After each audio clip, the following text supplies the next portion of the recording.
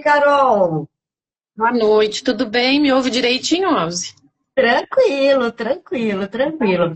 A Carolina, como eu estava falando antes, né, farmacêutica, é paulistana, a gente vai perceber pelo sotaque, né? Mas há Sim. bastante tempo já está em Aracaju, Sergipe. E Isso. me conta, Carol, hoje, né, estava falando aqui que a gente vai falar sobre o diabetes de estresse. Como que você chegou até essa pesquisa mais aprofundada no diabetes? Porque a gente ouve, né, assim, a farmacêutica normalmente trabalha com farmácia, trabalha com os remédios, né? E você se especializou nesse atendimento? Isso. Desde 2021, eu fiz uma formação em método clínico pelo SUS, né, pelo PROAD, e aí a gente implantou a farmácia clínica, o consultório farmacêutico no município, lá de Assis, onde eu morava, né? E aí, quando a gente implantou o serviço, a gente percebeu essa demanda muito grande das pessoas com diabetes, principalmente relacionado ao uso do glicosímetro, né, para medir a glicemia. E aí eu comecei a estudar o diabetes e é uma coisa que vicia, né? A gente se apaixona e aí não para mais. E agora eu tenho entrado muito nisso do diabetes de estresse, porque conforme a gente vai atendendo o paciente, você vai vendo que essa parte emocional faz muita diferença no tratamento. Né? Hoje a gente tem uma sobrecarga muito grande, muitos problemas de saúde mental, e sem dúvida que no diabetes também isso não é diferente, né? A gente diz que a pessoa com diabetes já tem uma propensão maior a desenvolver depressão, mas muitas vezes a pessoa, o profissional de saúde confunde a depressão com o distress, mas ainda assim a gente tem um percentual muito alto de pessoas com diabetes com depressão, isso varia e chega aí a uns 15% do total de pessoas com diabetes, então é uma prevalência muito grande, mas o distress é muito maior. Então aí você começa a estudar e perceber que a gente, enquanto profissional de saúde, precisa se aprofundar, precisa aprender para poder ajudar todo mundo que chega lá, seja no balcão da farmácia, seja no consultório dentro do SUS, num consultório particular.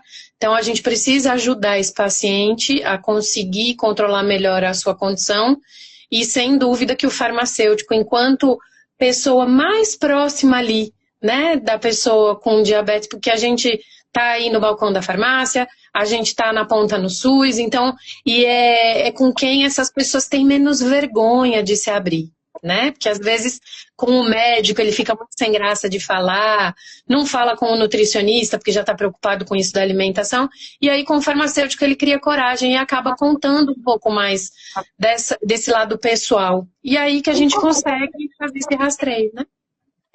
A gente já ouviu falar muito de estresse, né? Estresse, tô com estresse, isso aqui dá estresse, mas de estresse Aí eu fui pesquisar, né?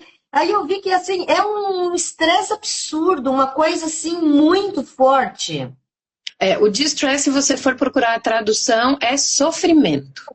Então, assim, é maior do que um estresse, né? O estresse é uma condição que você lida ali no dia a dia, que te atinge e você consegue passar por cima daquilo com mais facilidade. O distress, ele causa um sofrimento profundo. Ele causa uma dor maior. Então, fica muito intrínseco na pessoa, né? Ela não consegue se livrar daquilo. E o grande problema do distress no diabetes é porque ele faz com que a pessoa perca a adesão ao tratamento. Então ela fica se sentindo tão sobrecarregada, tão frustrada, tão triste, tão preocupada que ela desiste. E aí vira um ciclo vicioso, porque a pessoa tem o distress, perde a adesão ao tratamento, a situação dela piora, né? A situação de saúde piora, e aí ela vai se sentindo cada vez mais culpada, mais preocupada, com um medo maior, e vai virando um ciclo vicioso, podendo levar a um burnout, né? A gente vê que pessoas com diabetes tipo 1 hoje apresentam 25% das pessoas com diabetes tipo 1 apresentam esse burnout no diabetes. 20% das pessoas com diabetes tipo 2 que usam insulina também apresentam o burnout. e 10% das pessoas com diabetes tipo 2 que não usam insulina têm essa condição. Então, é preciso rastrear o distress para que possa fazer um tratamento, para que isso não evolua ao burnout e para que isso não evolua para uma depressão maior, né? Então, mesmo o profissional de saúde não sendo da área de saúde mental, ele tem total importância para o rastreio, para o diagnóstico, para o acompanhamento e para ajudar essa pessoa a sair dessa condição. Porque a gente precisa lembrar que o distress não é um transtorno. Ele é um estado emocional. Ele não é um transtorno. Então, você não precisa tomar remédio para aquilo, né? Ele é um estado emocional que, com direcionamento, a pessoa consegue melhorar, consegue ter uma condição de vida melhor, mais qualidade de vida e uma leveza maior no tratamento. E você que estava falando no início, né, que farmacêutico, seja lá na ponta do atendimento no SUS, quanto nas próprias farmácias, né, ele é aquela pessoa que chega, vai comprar o remédio, né? Vocês percebem qual que é a dica, assim, tanto para o profissional, né, quanto para o familiar, um amigo, que são, assim, aquelas dicas assim, opa, isso aqui é sinal de estresse. A primeira coisa eu sempre falo, a pessoa deve procurar o farmacêutico. Então, se ela estiver numa drogaria, vai comprar o medicamento, procura o farmacêutico, porque ele é o profissional mais adequado para dar qualquer orientação. Agora, tem algumas coisas que a gente pode perceber sinais de distress. Então, o paciente parou de aderir ao tratamento, de repente, fazia tudo direitinho, parou de medir glicemia, parou de tomar o remédio, parou de fazer a dieta. Você já pode ficar aí meio de orelha em pé, né? Abrir os olhos, porque é um sinal forte de que essa pessoa está nessa exaustão, né? Outra coisa que a gente percebe também é uma pessoa que está muito frustrada.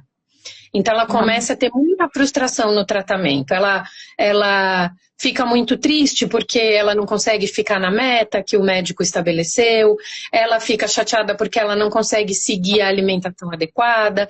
Para de ir à academia, para de fazer os exercícios diariamente. Então, esse sinal de frustração, de cansaço, de fadiga, esse sentimento de sobrecarga são sinais de que a pessoa está em distress. Quando a pessoa também não tem suporte social, né? Nem de família, nem de amigos, isso também faz com que a pessoa entre nessa sobrecarga, nesse sofrimento que o diabetes causa. Outra coisa, quando a pessoa começa a ter preocupação excessiva com as comorbidades, com as complicações, é lógico que a pessoa com diabetes tem medo de complicação. É totalmente compreensível, né? Mas quando isso se torna uma obsessão, aí já é um sinal de que existe aí um sofrimento emocional muito grande. E principalmente a culpa, né? Porque a gente tem que entender que o diabetes é 24 horas, 7 dias por semana para o resto da vida. Então, são muitos os pensamentos e as decisões que essa pessoa precisa tomar ao longo do dia. E isso, quando alguma coisa dá errado, a pessoa se sente culpada por não ter conseguido. E aí, quando esse sentimento de culpa fica muito aflorado, a gente também precisa se preocupar com o distress.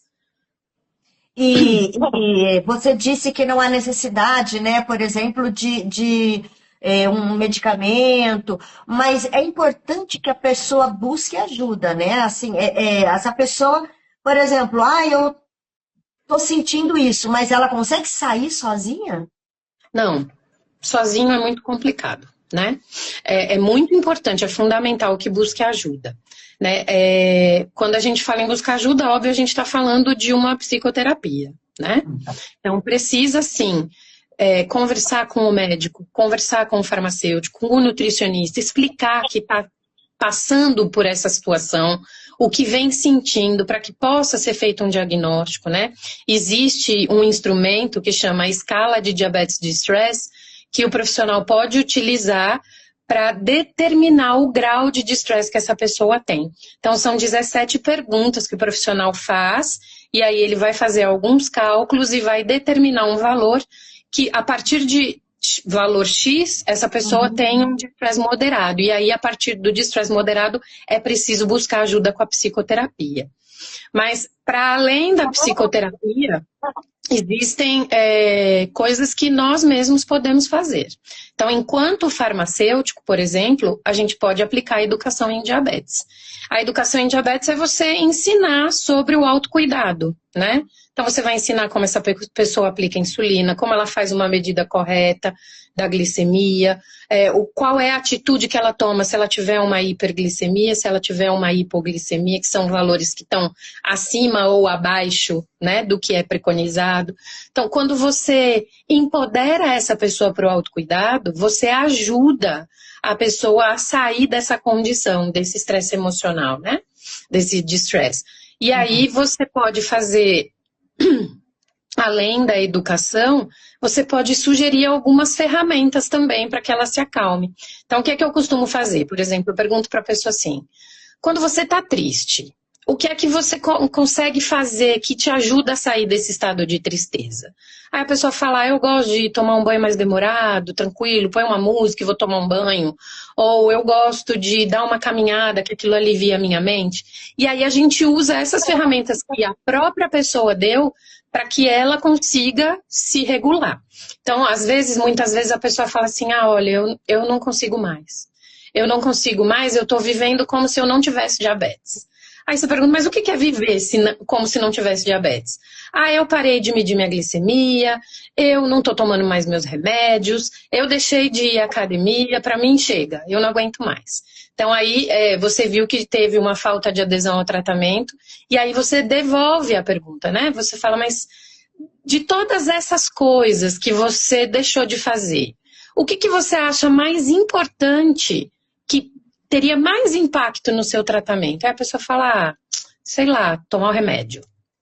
Aí você pode fazer um combinado. Você fala, então vamos fazer o seguinte, em vez de você cuidar de tudo, vamos cuidar só do medicamento? Você acha que você consegue tomar o seu remédio na hora certa, na dose que o médico prescreveu, a quantidade que ele prescreveu, você acha que dá? A pessoa fala, dá, porque aí é uma coisa menor, é só uma coisa, né? Então, se a gente prioriza e vai puxando essas metas para baixo, a gente consegue fazer com que essa pessoa volte a aderir ao tratamento.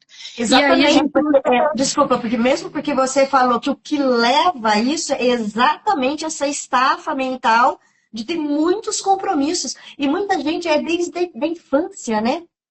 Muitos compromissos o dia todo com aquele cuidado com o diabetes. É a vida toda. E aí, às vezes, esse compromisso é familiar, né? Porque quando você vai pensar assim, é um diabetes que veio, é um diabetes tipo 1 que começou lá de bebezinho, porque hoje a gente tem bebezinho com diagnóstico de diabetes tipo 1. Então, imagina esse pai e essa mãe, como que não é essa sobrecarga para esse familiar, né? Que fica ali 24 horas em cima daquela criança.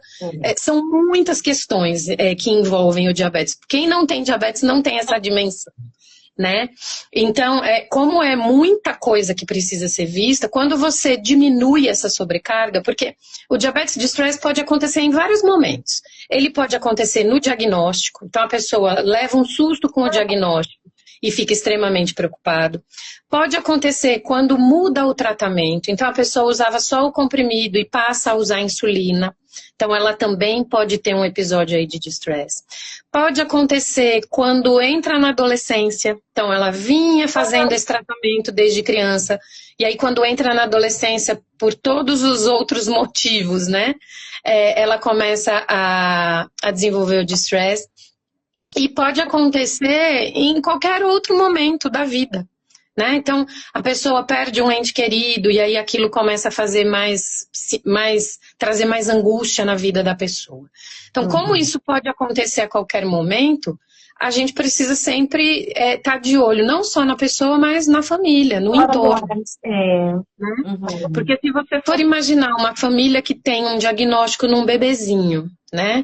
E aí vive preocupado com hipoglicemia, vive preocupado na escola, vive preocupado. Tem muita gente que perde até o trabalho, né? Existem mães que deixam de trabalhar porque precisam ter esse cuidado com a criança. Então, é uma sobrecarga muito grande. Por isso que a gente fala que o tratamento do diabetes, ele é familiar. A gente precisa fazer com que a família toda participe e compreenda, né? Eu tenho certeza que você já ouviu, assim, alguém com diabetes, principalmente se é um idoso que tem diabetes, e aí um filho ou um neto falar assim, mas a senhora vai comer isso, ó, isso a senhora não pode comer não, a senhora é diabética, né? Então, já existe esse estigma, né? Não pode comer doce, não pode comer massa, e aí fica essa cobrança. Então, às vezes, uma coisa que é com o intuito de ajudar, acaba piorando a situação. Imagina que a pessoa já vive isso 24 horas, já tem essa preocupação o tempo todo, e aí ainda tem alguém que, em vez de dar o suporte, vai lá e fala, e dá mais uma cobrança. Não. Né? É muito não na vida, né? É muito não, é muito. Olha, falando nisso, a gente já está há 15 minutos conversando e tem tanta coisa que eu gostaria de saber mais sobre o diabetes. Vamos combinar uma coisa, Carol? Hoje acho que deu para a gente levantar essa questão da importância, né? Para quem nunca ouviu falar, assim como eu nunca tinha ouvido falar do estresse, né? Buscar saber mais, buscar saber, e quem é da área da saúde também. E vamos combinar de voltar a nos encontrar. Toda terça eu estou com alguém falando sobre isso. Vamos trazer sobre isso também e outros temas que você, nesse seu trabalho tão próximo, né, a pessoas com diabetes, vamos trazer outras questões aí, né? Claro. Até porque as pessoas não sabem o que é o diabetes. A gente tem uma prevalência gigantesca de pessoas com diabetes no Brasil e no mundo, mas quem não tem diabetes não sabe o que é. Entende que o diabetes é só não comer açúcar, né? Para todo mundo, o diabetes é não comer açúcar. Mas eu vou só listar algumas coisas que estão relacionadas aí ao dia a dia da pessoa com diabetes, que é para todo mundo conseguir entrar um pouquinho nesse mundo e ter um pouquinho mais de empatia com a pessoa com diabetes, né? Então, assim, por exemplo, imagina dentro dos aspectos emocionais, né? A pessoa tem que lidar com o medo de ter uma complicação, com o medo de tantas vezes que houve, né? Ai, fulano tinha diabetes, perdeu o pé, fulano tinha diabetes e foi para diálise. Então, esse medo permeia a vida da pessoa com diabetes. Tem o aspecto da frustração. Então, assim, emocionalmente a gente tem o medo, a gente tem a frustração dessa pessoa que está ali dia e noite fazendo as mesmas coisas e aí chega no dia do exame, o exame continua alterado, né? Não está controlado. Tem a raiva que a pessoa sente porque tá aquela condição, meu Deus, por que eu? Por que eu fui ter isso? De tanta gente no mundo, eu não merecia. Então existe essa raiva, né? A vergonha, né? Tantas vezes que a pessoa precisa aplicar insulina e ela tem vergonha de aplicar na frente dos outros, né? Ela não se sente bem fazendo isso. Então, dentro do emocional, a gente tem tudo isso. Se a gente for pensar em aspectos relacionados ao manejo da doença, né? Então, a pessoa precisa medir a glicemia. Pessoas com diabetes tipo 1 chegam a furar o dedo 10 vezes ao dia. Então, assim, ela precisa medir a glicemia em jejum, antes de cada refeição. Se ela for fazer um lanche, ela precisa medir. Se ela for comer uma maçã, ela precisa medir. Ela precisa medir na hora de dormir. Muitas vezes, crianças, principalmente, medem até de madrugada. Então, imagina o quanto isso não é exaustivo. Fora o tanto que dói, né? A ponta dos dedos ali todas já furadas o tempo todo, né? Aí ainda precisa aplicar insulina. Então, ela vai aplicar insulina, ela precisa calcular quanto de insulina ela tem que tomar, quanto tempo ela tem que esperar até ela poder comer, né? Em que lugar ela vai aplicar, como que ela vai transportar essa insulina. Então, veja quanta coisa a pessoa com diabetes tem que pensar o dia todo. E isso não é uma vez na vida, são todos os dias, em tudo que ela vai fazer, né? Todas as consultas que ela tem que fazer com médico, endocrinologista, urologista, nefrologista, nutricionista, farmacêutico, precisa de um profissional de educação física, passa com um fisioterapeuta, vai na consulta do oftalmo. Então, assim, um monte de profissional que ela precisa estar visitando aí sempre. Os exames, porque tem exames que são anuais, exames que são semestrais, então exame do pé, exame de fundo de olho, exame de rim, exame de sangue que faz a cada 3, 4 meses. Então são muitas coisas, além da dieta, dos exercícios que são praticamente obrigatórios, né? Então assim, são muitos. Existe o aspecto financeiro, porque os medicamentos são caros, então aquilo que a gente não consegue pelo SUS, muitas vezes sai muito caro. A insulina é um medicamento muito caro. Os análogos de insulina que agora chegaram ao mercado há alguns anos são muito caros, né? E assim, a insulina a pessoa precisa para viver. Não é que ela vai usar, se ela esquecer de tomar hoje, está tudo bem. Se ela esquecer de tomar hoje, ela pode ter uma complicação séria, né? Os insumos que usa, né? Então, a fitinha para furar o dedo, a agulha, a lanceta, um monte de coisa, tudo isso tudo muito caro. Tratamento de comorbidade, então se a pessoa teve uma amputação, ela precisa de uma prótese, ela precisa de reabilitação, mais dinheiro. E como eu disse, muitas vezes a pessoa perde o emprego, né? E aí a situação se complica mais ainda. E fora os aspectos sociais, né? Então, ela tem medo de ter um tratamento diferenciado por conta da condição, ela se sente mal, ela tem autoestima mais baixa, ela tem um complexo de inferioridade, existe todo esse estigma, né? Já diminuiu, mas existe, né? Lembra que antigamente a gente via alguém usando insulina na rua, a pessoa falava, nossa, chega perto, não quer drogado.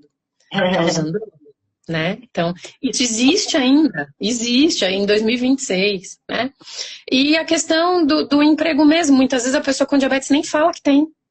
Especialmente se for diabetes tipo 1, que exige um pouco mais de cuidado ali, né? Mais acirrado. Ela não fala que tem, porque ela tem medo, né? Do empregador falar, olha, não, mas isso aí vai precisar ficar tirando 15 minutos toda hora, vai precisar parar, vai passar mal, vai me dar prejuízo. Então, vejam o quanto de coisa a pessoa que tem diabetes precisa lidar diariamente, 24 horas. Então, se a gente pensa assim, eu tenho que chegar em casa e preparar o almoço, a pessoa que tem diabetes chega em casa e pensa, eu tenho que preparar o almoço, tenho que medir minha glicemia, eu tenho que aplicar insulina, eu tenho que esperar tanto tempo, é completamente diferente, é exaustivo mesmo. Então é muito comum, muito normal que a pessoa tenha o distress. Claro. É muito normal, né? Claro. Compreensível mesmo. Carolina, muito, muito obrigada. Já vamos combinar mesmo de voltar. Quem estiver com a gente nessa entrevista ou assistindo depois, quiser saber mais sobre o diabetes, vamos listar algumas coisas e vamos falar muito mais sobre isso. Muito obrigada, viu? Porque você está... Eu que agradeço o convite. Com esse seu tempo. Muito, muito, muito obrigada. É um estigma psicológico, social, é isso mesmo. É verdade. Muitíssimo. Até mais, viu? Muito obrigada. Beijo. Tchau, tchau. Tchau.